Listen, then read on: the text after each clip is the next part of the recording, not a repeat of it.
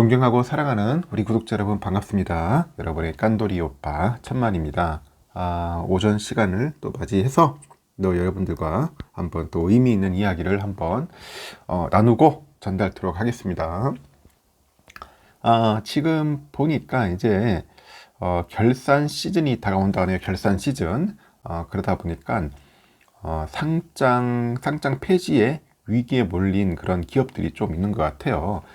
그러다 보니까 여러분들 항상 그 주의 깊게, 항상 조심스럽게 투자에 임하셔야 합니다.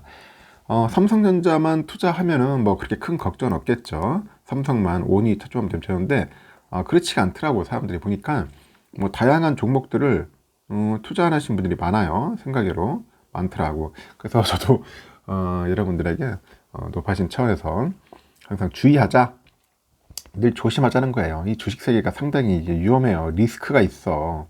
언제 어느 순간 방심하면은 그대로 훅 떨어집니다. 제가 항상 늘 여러분들에게 얘기하지 않습니까? 투자하는데 항상 공부 좀 하고 이렇게 뭔가 좀 알아보고 그런 충분한 시간이 있어야 한다고. 예비 시간이라고, 예비 학습을 할지 모르겠지만 하여튼 자기만의 시간을 좀 갖고 이렇게 충분하게 알고 나서 확신이 들면은 투자를 해야 한다는 건데, 그렇지가 않아요. 사람이 보면은 옆에 어떤 사람이 막 돈을 벌기 시작해. 주가를 통해서 뭔가 한 배 뭐 100% 벌었다, 뭐 50%뭐 수익 냈다, 이런 거 보면은 막 눈이 뒤집히는 거야. 나는 그동안 뭐 했는가 하면서. 그래서 이제 그런 부분들을 여러분들에게 항상 조심히 하자는 거야. 조심. 남의 떡이 항상 커 보일 수 있는데 그냥 커 보일 뿐이지 결국 들어가 보면은 크지는 않더라. 그러다가 결국 나중에 보면 주가 한참 피크 칠 때 이때 다 물리는 거 아니에요. 대부분 물려가지고 다들 이제 막 떨어지면은 곡소리 나는 거 아니겠습니까? 항상 오르진 않아요. 항상 오르진 않고 올랐다가 떨어졌다가 올랐다가 거의 뭐 왔다 갔다 합니다. 그래서 여러분들에게 늘 얘기하는 게 이제 그런 부분들을 조심해라는 겁니다. 다 잘 되면 좋죠. 다 잘 되고 항상 영원하게 그냥 꾸준하게 오른다면 얼마나 좋아. 주가가 쭉 올라가면은 그거 참 좋은 게 어딨어. 하여튼 그렇지 않다는 겁니다. 하여튼 요즘은 이제 상패 시즌이 다가왔어. 상패 시즌이 다가왔다. 그러다 보면 개미들 얼마나 또 우려하겠어요. 좀 우려감이 크죠. 좀 물려있는 종목들 꽤 있을 겁니다. 그래서 관리 종목으로 이제 지정된 그 코스닥 상장사가 그 문제를 해소하지 못한 채 이제 감사 보고서를 제출하면은 곧바로 어떻게 되냐면 상장 적격성 들어갑니다. 상장 적격성.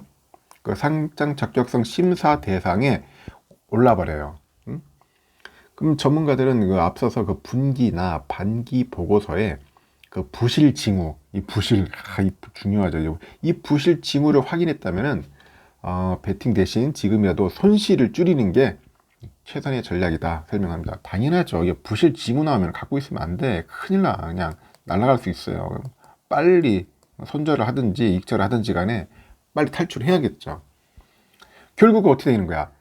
장기간 돈이 묶이거나 결국은 휴지 조각 되는 거예요. 휴지 조각 되는 겁니다, 여러분들. 휴지 조각. 갑자기 휴지 조각 생각나니까 지금 보니까 러시아 루브라 봐요. 루브라. 러시아 돈도 지금 거의 막 폭락하고 있잖아. 돈이 가치가 30% 이상 빠지고 있어요. 오죽 했으면은 러시아 사람들도 러시아 돈보다는 이제 코인으로 몰리는 거야. 비트코인으로. 그러다 보니까 비트코인 어제 한 15% 폭등을 했어요. 왜냐? 자기 나라 돈도 휴지 조각이 될까봐 겁나는 겁니다. 그 정도로 휴지 조각, 이 단어가 갑자기 연상이 돼서 그런데, 주식도 휴지 조각이 많다. 조심해야 한다. 하여튼 결산 시즌이 한창이에요. 그 대다수 기업이 3월에 사업보고서나 감사보고를 집중적으로 이제 제출을 합니다.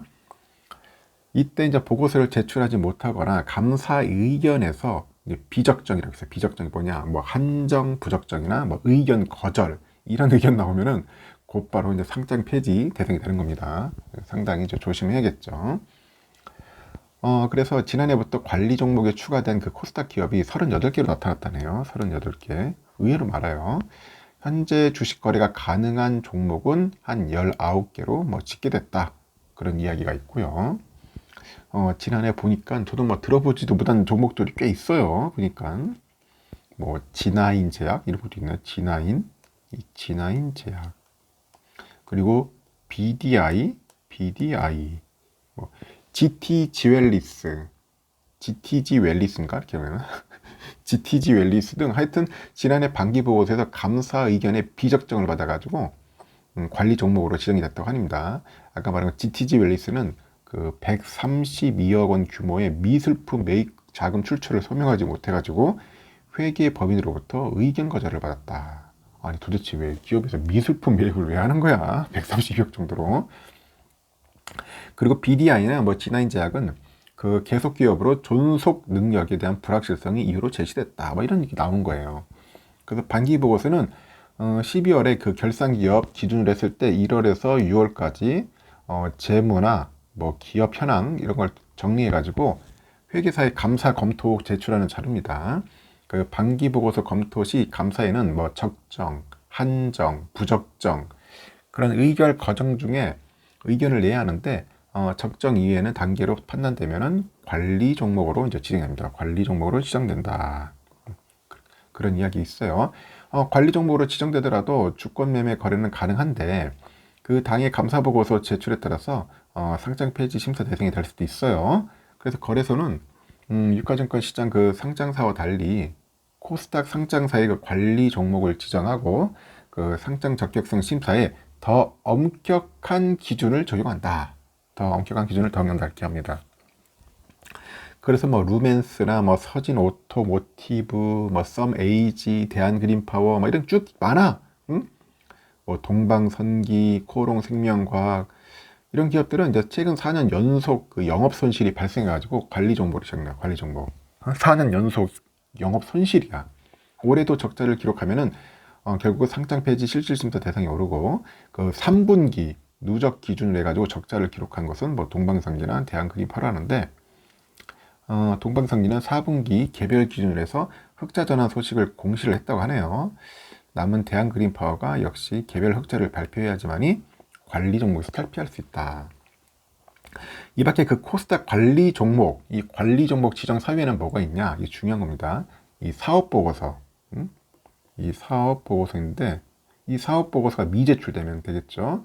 그리고 최근 3, 4업년도에서 중에서 이 사업년도 그 자기 자본의 50% 초과 법인의 법인세 비용 차감 그 전 계속 사업 손실이 발생했을 때 이것도 관리 종목이다. 그 매출액 30억 원 미달, 매출액 30억 원, 매출액 30억 원 미달도 관리 종목이다. 그리고 자본 잠식률 50% 이상도 포함되는 겁니다. 그래서 관리 종목인지 아닌지도 잘 보여야 돼요. 그래서 이제 상장 적격성 심사 대상이 오른다고 해서 상장 폐지 가능성이 높아지는 건 아닌데, 다시 이제 상장할 때 이제 과정으로 돌아가서 천천히 살펴보겠다는 의미라고 합니다.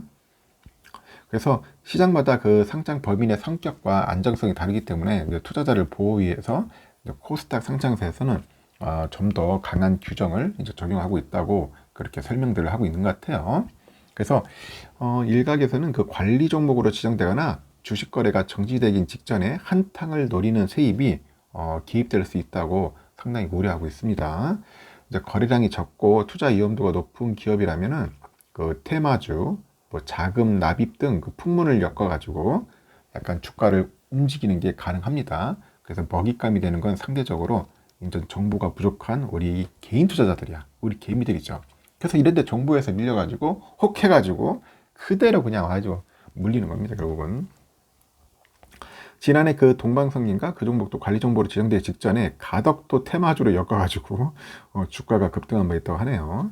그리고 코다코는 그 관리 정보로 지정된 상태에서 리비안 테마주로 분류돼가지고 리비안 주가가 급등하기도 했다. 하여튼 뭐 다양한 이벤트들을 엮어가지고 하는 것 같습니다. 소식들을.